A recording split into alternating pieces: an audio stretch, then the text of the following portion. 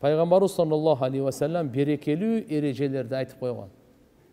Ошол эрежелердин алдында болот бардыгы. Биздеги сода, нак сода. Мынаны 500 сом дедим. А бул алды кетти. Буда талаш тартыш жок. Ошондой эле бул айтып калды азыр. Менде азыр учурда азыр акчам жок болуп атат. Бирок ушул дыйканчылык куралды мага сатасызбы? Мен дыйканчылык башталып калды азыр. Тракторуңузду бер сатыңыз мага. Мен сизге күздө төлөп берем трактордун акчасын. Ушуну биз айтып коебуз, бул сода рассрочкага дейбиз. Азыр буга акчасы жок тракторга. Бирок азыр мен нак сатсам, тракторду $10,000 сатам. Бирок буга бул мага күздө берем деп атат. $11,000 болот. Мен күзгө чейин күтөмбү? Чудасыздарбы? Ушуну мен күзүнгө рассрочкага сата турган болсом, мындай биздеги азыр рассрочка как насия. Азыр акчасы жок, бирок аны бөлүп берет, бирок күздө берет да. $11,000 шарият уруксат берет. Бизде хидая китептеринде, фик китептеринде бардыгында эле бар. Азыркындай рассрочка сатканга, албетте рассрочканын баасы накка караганда кымбат болот. Буну баарыбыз эле талашсыз деп билебиз да. Болсо мен буга азыр $10,000 рассрочка сатмай калам мен. Өзү менин тракторум $10,000 өзү турат. Мен азыр эле өзүм иштетем, арендага берем, башка акчасын табам. А бирок бул айтып атат, мен сиз мага эле сатыңыз деп атат. Мен күздө буну $11,000 кылып берем. А макул? Андай $11,000 кылып берем деп айтпаса деле мен күзгө сатсам мага буна кымбат сатам. Может мен $12,000 дешим мүмкүн. Мисалы да, демек туугандар, бул алхамдулилля шарияттагы жайыз. Ошонун эле мисалы телефонбу, кийимби, запчастьпы, үйбү. Мисалы, же болсо азыр мисалы айттыңызда, мен азыр мына үйдү мага 2 жылга сатпайсызбы? Мен итак эле студентмен иштеп, арендага ушу төлөп атып эле акчам кетип калат. Анан көрө сиздин үйүңүздү мага берсеңиз, сатсаңыз, макулбу? Ошону мен ай сайын не деп коет, квартплатага кеткенден ордуна сизге төлөп бере берейин деп атат. Бул мага дагы пайдалуу. Макул дедим дагы берип койдум. Бирок азыр үйдү ала турган болсо $20,000 эле. Бирок 2 жылга мен $25,000 сатып атам. $25,000 мен айына бөлүп койдум. Дагы экөөбүз договор кылып койдук. Болду. Буга дагы жеңил, мага дагы жеңил. Бул азыр мисалы $25,000 төлөй албайт мага. Бирок жашап атат. Анан кийин ай сайын тапканы тияка бияка квартплатага кетпей мага кетип атат. Кичине эконом кылат, бирок үйлүү болуп калат да 2 жылдан кийин. Туурабы, туура эмеспи? Оңой эле. Коддум ушундай эле телефондун маселеси деле ошол. Азыр телефон менен көп нерсе пайда алам, тияка бияка неме кылам дейт, бирок учурда менде акча жок. Кудай кааласа иншалла мен уюм бар, коюм бар, же болсо дыйканчылыгым бар, бир аздан кийин акча тиет, же айлыгым бар. Азырынча мен эме кыла албайм. А бул албетте талашсыз накка бөлөк ба, рассрочкага бөлөк ба. Буну баарыбыз түшүнөбүз да, буга боло берет ал. Ошон үчүн иншалла буну жөндөн жөн эле неме кылбаш керек. Албетте сатуучулар мынандай деп шариятыбызда этияттуулук айтат.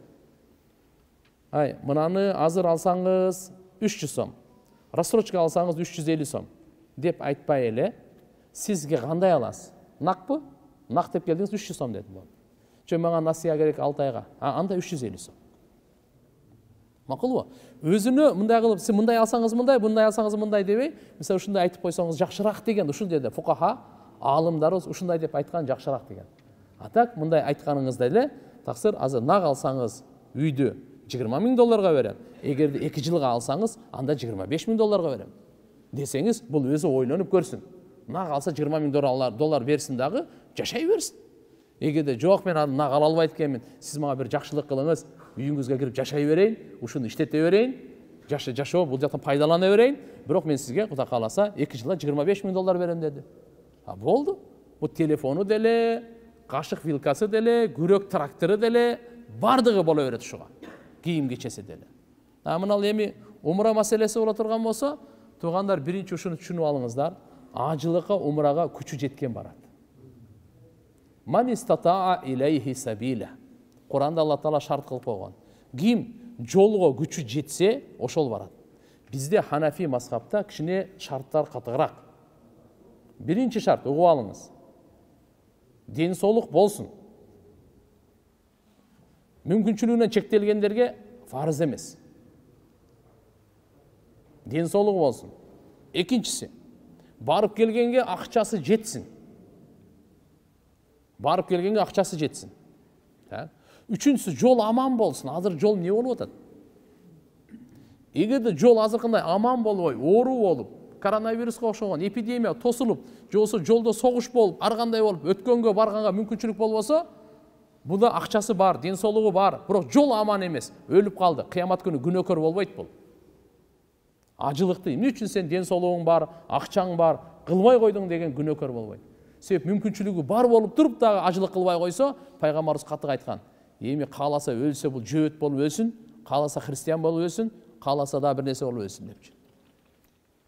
Бул өтө катуу айтылган. Бирок азыркы түшүндүңүздөр да. Демек ал жерде шарт жолдун амандыгы дагы, ден соолуктун талабы дагы, акчанын бары дагы мына. Умрага деле ушундай. Бирок Кудайга шүгүр азыркы кээ бир учурларда мындай болуп калат. Бул чет мамлекеттерде деле, ислам мамлекеттеринде деле бар. Менин азыр айлыгым жетишпей атат. Же болбосо күздө түшүмдү алам. Азыр рассрочкага умрага барсам болобу? Билетиңерди сатасыңарбы? Болот. Азыркындай эле. Эгерде кызыктар боло турган болсо, кийин төлөп бергенгечи, мейлиби? Мен азыр мүмкүнчүлүк жок болуп атат. Бирок мына мен июлда уже акчам тиет, мен точно тиет. Мен акчам тиет. Просто азырында Рамазан колдон чыгып кетпесин деп атам да. Бир барып келип алайын, мен сизге иншалла акчаны кийин берем. Мен договор түз болду. Бул азыркы баасы мисалы $1300 эле, мейли андан кийинси $1400 түз берип кой.